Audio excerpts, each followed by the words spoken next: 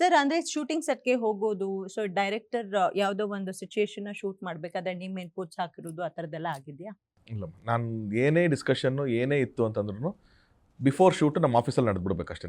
ಕ್ಯಾಮ್ರಾಮೆನ್ನು, ನಾನು, ಆ್ಯಕ್ಟರ್ಸ್ ಇದ್ರೆ ಆ್ಯಕ್ಟರ್ಸು, ಇಲ್ಲ ಡೈರೆಕ್ಟರ್ಸು ಏನು ಡಿಸ್ಕಷನ್ ಮಾಡ್ತೀವಿ ಅಸೋಸಿಯೇಟ್ಸು ಎಲ್ಲರೂ ಒಂದು ಡಿಸಿಷನ್ ತೊಗೊಂಡು ಒಂದು ಫೈನಲ್ ಇದು ಅಂತ ಎಲ್ಲರಿಗೂ ಓಕೆ ಆಗಿ ಲಾಕ್ ಆಯಿತು ಅಂತಂದಮೇಲೆ ಇನ್ನು ನಾನು ಇಂಟರ್ಫಿಯರ್ ಆಗಲ್ಲ. ಅದಕ್ಕೆ ಸೆಟ್ಟಿಗೆ ಹೋದ್ಮೇಲೆ ಡೈರೆಕ್ಟರ್ ಅದು ಅವರ ಕಂಟ್ರೋಲಲ್ಲಿರುತ್ತೆ, ಅವರೇ ಡಿಸಿಷನ್ ತೊಗೋಬೇಕು. ಸರಿನೋ ತಪ್ಪೋ ಅವರೇ ಮಾಡಬೇಕು ಅದನ್ನು. ಯಾಕಂತಂದರೆ ಡೈರೆಕ್ಷನ್ ಅನ್ನೋದೇ ಹಾಗೆ, ನಾನು ಒಂಥರ ಯೋಚನೆ ಮಾಡೋ ಒಂದು ಶಾರ್ಟ್ ಇಡ್ತೀನಿ, ಅದನ್ನೇ ಇವ್ರು ಯೋಚನೆ ಮಾಡಿದ್ರೆ ಬೇರೆ ಥರ ಶಾರ್ಟ್ ಇಡ್ತಾರೆ, ಅದನ್ನೇ ನೀವೇ ಯೋಚನೆ ಮಾಡಿದ್ರೆ ಬೇರೆ ಥರ ಶಾರ್ಟ್. ಯಾವುದು ಸರಿ ಇಲ್ಲ, ಯಾವುದು ತಪ್ಪಿಲ್ಲ. ಹೌದು, ಕ್ರಿಯೇಟಿವ್. ಸೊ ಹಾಗಾಗಿ ಅಲ್ಲಿ ಫ್ರೀಡಮ್ ಡೈರೆಕ್ಟ್ರಿಗೆ ಇರುತ್ತೆ. ಪುನೀತ್ಗಿತ್ತು ಅವರೇನೆ ಶಾರ್ಟ್ಸ್ ಕಾಲ್ ಮಾಡ್ತಿರೋ, ನಾನು ಯಾವಾಗ ಸುಮ್ಮನೆ ಹೋಗ್ತಿದ್ದೆ, ಸ್ವಲ್ಪ ಹೊತ್ತು ಇರ್ತಿದ್ದೆ, ಊಟ ಐಟಮ್ ಮಾಡ್ಕೊಂಡು ಬರ್ತಿದ್ದೆ ಅಷ್ಟೇ. ಅದು ಬಿಟ್ಟರೆ ಅಲ್ಲೇನೋ ತುಂಬ ಇನ್ವಾಲ್ವ್ಮೆಂಟ್ ಅಥವಾ ಇಂಟರ್ಫಿಯರೆನ್ಸು ನಾನು ಮಾಡ್ತಿರಲಿಲ್ಲ. ತುಂಬ ಇಂಪಾರ್ಟೆಂಟ್ ಸೀನ್ ಏನಾದರೂ ಇದೆ ಅಂತ ಕರೆದಿದ್ರೆ I would have just gone there briefing ಟೈಮಲ್ಲಿ, ಇದೇನಾದ್ರು ಬೆಟರ್ ಹಿಂಗೆ ಮಾಡ್ಬೋದಾ ಪುನಿ ಅಂತ ಹೇಳ್ಬಿಟ್ಟು ಬಂದ್ಬಿಡ್ತಿದ್ದೆ ಹೊರತು ಇದು ಎಕ್ಸಿಕ್ಯೂಟ್ ಮಾಡಿ ತುಂಬ ಕಮ್ಮಿ ನಾನು. ಓಕೆ. ಸೊ ಪ್ರಿಯಾಂಕಾ ಅವರೇ, ಸ್ಮಾಲ್ ಸ್ಕ್ರೀನ್ ಆ್ಯಕ್ಟಿಂಗಿಗೂ ಬಿಗ್ ಸ್ಕ್ರೀನ್ ಆ್ಯಕ್ಟಿಂಗಿಗೂ ಹೇಗೆ ಅನ್ನಿಸ್ತು? So first dream come true, ಆ ಮೊಮೆಂಟ್ ಹೆಂಗಿತ್ತು ಸರ್? ಯಾರು ನಿಮ್ಮನ್ನ ಅಪ್ರೋಚ್ ಮಾಡಿದ್ದು ಮೂವಿಗೆ? ಹಾಂ, ಈ ಏಳುಮಲೆ ಮೂವಿ ಅಪ್ರೋಚ್ ಹೇಗಾಯಿತು? ಅದೇ ಸ್ಟಾರ್ಟಿಂಗ್ ಮಹಾನಟಿಗಿಂತ ಮುಂಚೆ ನಾನು ಅದೇ ತರುಣ್ ಸರ್ನ ನೋಡಿದ್ದೆ, ಒಂದು ಸ್ಟಾರ್ ಡೈರೆಕ್ಟರ್ ಅಂತ ಗೊತ್ತಿತ್ತು. ಬಟ್ ಅವ್ರನ್ನ ಹೆಂಗಾದರೂ ಮೀಟ್ ಮಾಡಬೇಕು, ಅವ್ರ ಹತ್ರ ಹೇಗಾದರೂ ಒಂದೇ ಒಂದು ಚಾನ್ಸ್ ಕೇಳಬೇಕು ಅಂತ ಇತ್ತು. ಬಟ್ ಮಹಾನಟಿಗೆ ಅವರೇ ಜಡ್ಜಾಗಿ ಬರ್ತಾರೆ ಅಂತ ಗೊತ್ತಿರಲಿಲ್ಲ. ಬಂದಮೇಲಂತೂ ತುಂಬ ಖುಷಿಯಾಗಿತ್ತು ನಮಗೆ. ಓಕೆ, ಇವಾಗಾದರೂ ಏನಾದರೂ ಅವರಿಂದ ಒಂದು ಸಣ್ಣ ಪುಟ್ಟ ರೋಲ್ ಸಿಗುತ್ತೆ ಅಂತ ಅಂದ್ಕೊಂಡಿದ್ದೆ. ಬಟ್ ಇಷ್ಟು ದೊಡ್ಡ ಇವರು ಪ್ರೊಡಕ್ಷನಲ್ಲೇ ಡೆಬ್ಯೂ ಆಗಿ ನಾನು ಸಿನಿಮಾ ಸಿಗುತ್ತೆ ಅಂತ ನಾನು ಎಕ್ಸ್ಪೆಕ್ಟ್ ಮಾಡಿರಲಿಲ್ಲ. ಸೊ ಆ ಮೊಮೆಂಟ್ ಹೇಗಿತ್ತು ನಿಮ್ಗೆ? ಎಷ್ಟು ಖುಷಿ ಆಯಿತು? ಆಫ್ಟರ್ ಮಹಾನಟಿ ನನಗೆ ಆಪರ್ಚುನಿಟೀಸ್ ಬರ್ತಿತ್ತು. ಬಟ್ ನಾನು ಎಕ್ಸ್ಪೆಕ್ಟ್ ಮಾಡ್ತಾ ಇದ್ದಿದ್ದಂಗೆ ನನಗೆ ಯಾವ ಥರ ಕ್ಯಾರೆಕ್ಟರ್ ನಾನು ಪ್ಲೇ ಮಾಡಬೇಕು ಅದು ಒಂದಷ್ಟು ಡ್ರೀಮ್ಸ್ ಇತ್ತು. ಈ ಥರ ಬರಬೇಕು, ಒಂದೊಳ್ಳೆ ಪ್ರೊಡಕ್ಷನಲ್ಲಿ ಕಾಣಿಸ್ಕೊಳ್ಬೇಕು ಅನ್ನೋದಿತ್ತು. ಆ್ಯಂಡ್ ತರುಣ್ ಸರ್ ಒಂದು ಮೆಸೇಜ್ ಹಾಕಿದಾಗ ನನಗೆ ಅವತ್ತು ನಿದ್ದೆನೇ ಬಂದಿಲ್ಲ ನನಗೆ. ನಾಳೆ ಹೇಗೆ ಮಾತಾಡೋದು, ತರುಣ್ ಸರ್ ಹತ್ರ ಹೇಗೆ ನಡ್ಕೊಳ್ಳೋದು, ಮತ್ತು ಹೆಂಗೆ ರೆಡಿಯಾಗಿ ಹೋಗೋದು, ಬರೀ ಇದೇ ಥಾಟ್ಸ್. ನಮ್ಮಮ್ಮ ಆಯ್ತು ಮಲ್ಕೊ ಹೋಗೋಣ ನಾಳೆ ಬೆಳಿಗ್ಗೆ.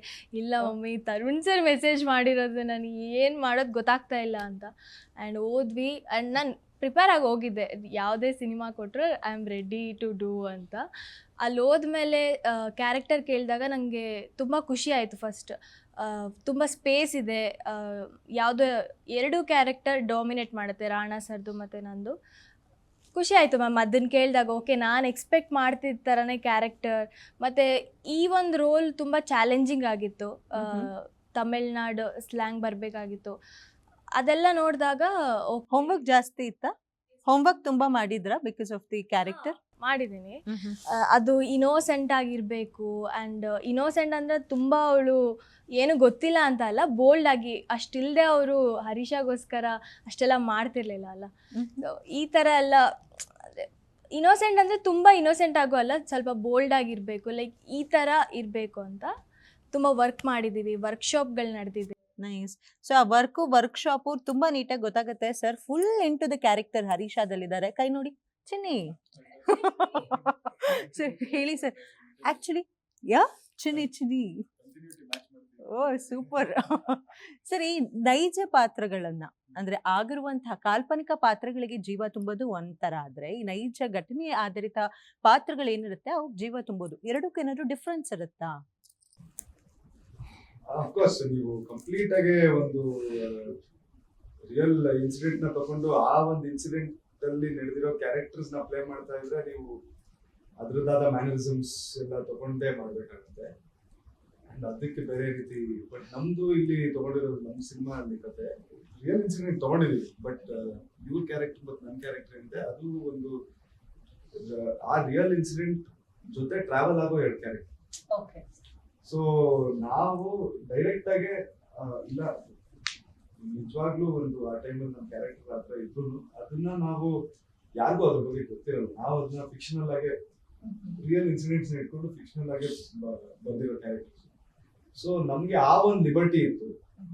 ಅಂದ್ರೆ ಯಾವುದೋ ಫಾರ್ ಎಕ್ಸಾಂಪಲ್ ಧೋನಿ ತರ ಒಂದು ಕ್ರಿಕೆಟರ್ ಪಾತ್ರ ಪ್ಲೇ ಮಾಡ್ಬೇಕಂತ ಅದ್ರದ್ದೇ ಮ್ಯಾನೇಜ್ಮೆಂಟ್ ಆ ತರ ಒಂದು ಪ್ರಾಮಿನೆಂಟ್ ಕ್ಯಾರೆಕ್ಟರ್ ನಾವು ಪ್ಲೇ ಮಾಡ್ತೀವಿ. ಸಿಂಪಲ್ ಕ್ಯಾರೆಕ್ಟರ್ಸ್ ಆಮೇಲೆ ಆ ಕ್ಯಾರೆಕ್ಟರ್ಸ್ ನಾವು ಪೋರ್ಟ್ರೇ ಮಾಡಬೇಕಾಗಿತ್ತು, ಫಿಕ್ಷನಲ್ ಕ್ಯಾರೆಕ್ಟರ್ಸ್. ಸೊ ಅದು ಒಂದು ಲಿಬರ್ಟಿ ಇತ್ತು ನಮಗೆ. ಬಟ್ ಅದಿದ್ರೂ ನಮ್ದು ಕತೆ ಇರೋದು ಒಂದು ನೈಟ್ ಅಂಡ್ ಒಂದು ಥ್ರಿಲ್ಲರ್ ಜಾನರ್ ಅಲ್ಲಿ ಒಂದು edge of the seat thriller love story. At the same time one night ಕತೆ ಅಂತ ಬಂದಿರುವಾಗ ನಿಮ್ಗೆ ಅದು ಕಂಪ್ಲೀಟ್ ಆಗಿ ಎಷ್ಟಾಗತ್ತಷ್ಟು ನಾವು ರಿಯಾಲಿಟಿಗೆ ಟ್ರೈ ಮಾಡ್ತಾ ಇದ್ವಿ ಅದನ್ನ ಮ್ಯಾಚ್ ಮಾಡಂಗೆ. It wasn't complete commercial cinema, ಸುಮ್ಮನೆ ಹೊಡೆದಾಟ ಇಲ್ಲಾಂದ್ರೆ ಹುಡುಗ ಹುಡುಗಿ ನೋಡೋದು ಒಂದು ಡುವೆಟ್ ಶುರು ಆಯ್ತು, ಮರ ಸುತ್ತಿದ್ವಿ ಅದೆಲ್ಲ ಏನಿದ್ರು just very real. One night ಅಲ್ಲಿ ಏನೇನು ಘಟನೆ ನಡೆಯುತ್ತೆ ಅದನ್ನ ನಾವು ತೋರ್ಸಕ್ಕೆ ಪ್ರಯತ್ನ ಮಾಡ್ತೀವಿ. ಸೊ ತುಂಬಾ ರಿಯಾಲಿಟಿ ಕ್ಯಾರೆಕ್ಟರ್ಸ್ ಇರೋದ್ರಿಂದ we try to keep it very simple. Beginning ಇಂದ ಅದೇ ಇದ್ದು ಇವ್ರದ್ದು ರಿಕ್ವೈರ್ಮೆಂಟ್ ಬೇಸ್ಡ್ ಆನ್ ದಟ್ ಹಂಗೆ ಮಾಡ್ಕೊಂಡು